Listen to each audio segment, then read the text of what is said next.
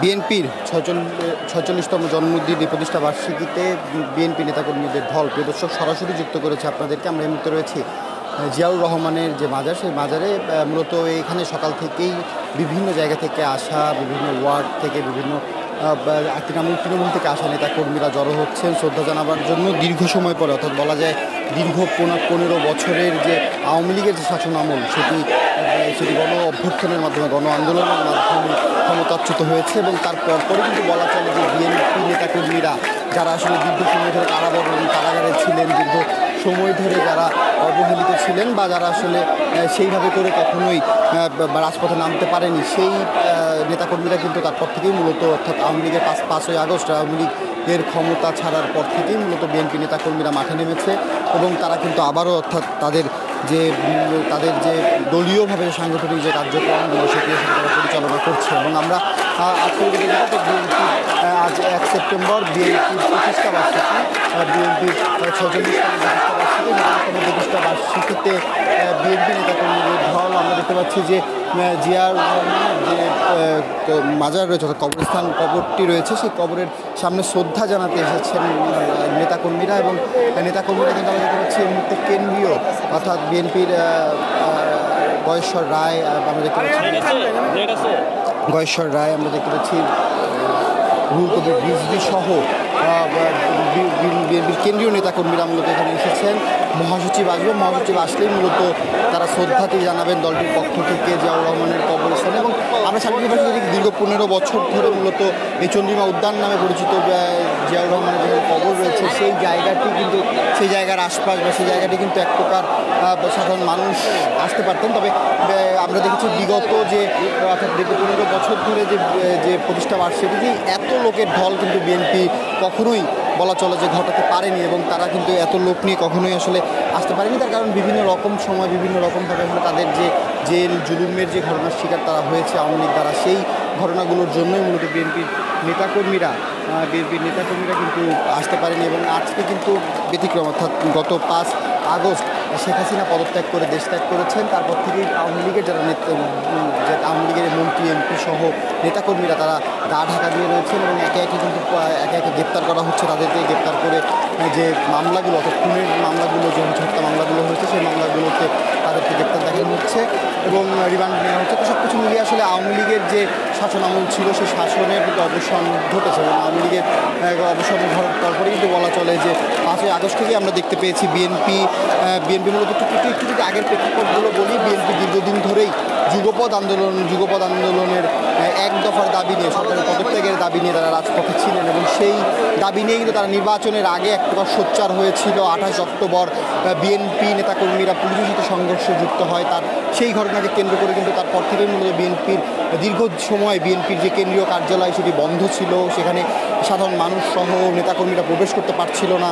এবং পরবর্তীতে আস্তে আস্তে ৭ই জানুয়ারি যে নির্বাচন অনুষ্ঠিত হয়, শেখ হাসিনা বা আওয়ামী লীগ আবারও তাদের সংসদ নির্বাচনে তারা ক্ষমতায় আসে এবং ক্ষমতায় সরকার গঠন করে। তারপরেই কিন্তু বলা চলে যে তারপর থেকে আসলে বিএনপির অফিসটি খুলে দেওয়া হয়। এবং এরপরেও কিন্তু থেমে যায়নি, অর্থাৎ এর মাঝে বিএনপির অফিসে বিভিন্ন সময় পুলিশ রেড দিয়েছে, দিয়ে বিভিন্ন সব কিছু মিলিয়ে আসলে এই ঘটনাগুলো আমরা দেখতে পাচ্ছি। মির্জা আব্বাস এই মুহূর্তে তিনি এসেছেন, একজন বিএনপির একজন ত্যাগী নেতা। এবং তিনি এই মুহূর্তে দেখতে পাচ্ছি তিনি জিয়ার যে কবরস্থান, সেখানে নেতাকর্মীদেরকে নিয়েই তিনি প্রবেশ করেছেন। এবং তিনি এই মুহূর্তে আমরা দেখতে পাচ্ছি যে তিনি মাজারে শ্রদ্ধা জানাবার জন্য যে কেন্দ্রীয় নেতারা গয়েশ্বর রায়, রুহুল কবির রিজভী সহ আমানুল্লাহ আমান, তারা সকলেই আসলে এখানে রয়েছেন। তাদের সাথে তিনি এখন যুক্ত হয়ে পরবর্তীতে তারা শ্রদ্ধা জানাবেন। এবং এখানে কিন্তু আমরা আরেকটি যে চিত্রটি আমরা দেখতে পাচ্ছি, একটু ব্যতিক্রম বলা চলে। দীর্ঘ ১৫ বছর আসলে এই চিত্রটি দেখা যায়নি। এবং এখানে আমরা দেখতে পাচ্ছি যে বিএনপির যারা নেতাকর্মী রয়েছেন, বিভিন্ন ওয়ার্ড, বিভিন্ন জায়গা থেকে আসা, তারা সকাল 11টায় বিএনপির পক্ষ থেকে সময়সূচি দেওয়া হয়েছিল, তারা শ্রদ্ধা জানাবেন। এবং সেই শ্রদ্ধা জানাবার জন্য বিভিন্ন ওয়ার্ড, বিভিন্ন জায়গা থেকে আসা বিএনপি জাতীয়তাবাদী দল বিএনপির নেতাকর্মীরা যুক্ত আসছেন। এবং সকাল থেকে আমরা দেখতে পেয়েছি যে একদম খামার বাড়ি থেকে বলা চলে যে তাদেরকে আস্তে আস্তে তারা প্রবেশ করছেন, নেতাকর্মীরা রাস্তায় পাশে দাঁড়িয়ে রয়েছেন। এবং আস্তে আস্তে তারা যখন তাদের সকল লোক চলে আসছে, তখন তারা মিছিলগুলো নিয়ে মূলত জিয়ার যে কবরস্থান, সেখানে তারা প্রবেশ করছেন। এবং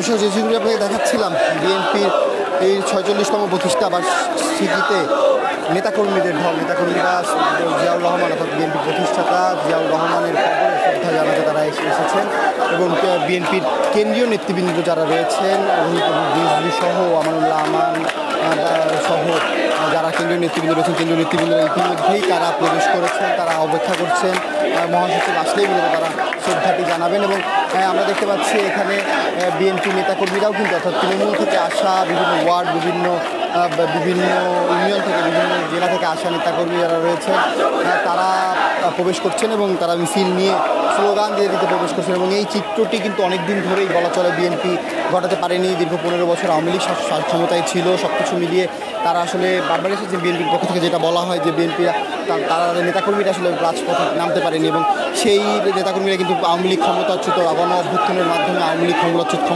হয়েছে। ক্ষমতাচ্যুত আওয়ামী লীগ ক্ষমতাচ্যুত হওয়ার পর রাজপথে নেমেছেন এবং রাজপথে নেমে তাদের দলীয় যে কার্যক্রমগুলো সেটি তারা করছেন। এবং আমরা যে আজকেও যে চিত্র করছি বিএনপির যে প্রতিষ্ঠা বার্ষিকীতে নেতাকর্মীদের যে ঢল, নেতাকর্মীরা শ্রদ্ধা জানাবার জন্য এসেছেন। এরপরেও মূলত বিএনপির বেশ কিছু বিভিন্ন জায়গায়, বিভিন্ন জেলাতে বিএনপির কর্মসূচি রয়েছে, সেই কর্মসূচিগুলোতেও নেতাকর্মীরা অংশগ্রহণ করবেন এবং ঢাকার আশপাশ থেকে আসা নেতাকর্মীরা মূলত এখানে এসে অর্থাৎ বিএনপির যে প্রতিষ্ঠা বার্ষিকী সেই প্রতিষ্ঠাবার্ষিকী জিয়াউর রহমানের কবরে শ্রদ্ধা জানাতে তারা জড়ো হয়েছেন। প্রিয় দর্শক, আপনাদেরকে জানাচ্ছিলাম জিয়াউর রহমানের অর্থাৎ চন্দ্রিমা উদ্যান থেকে তথ্য এই ছিল আমাদের কাছে সর্বশেষ।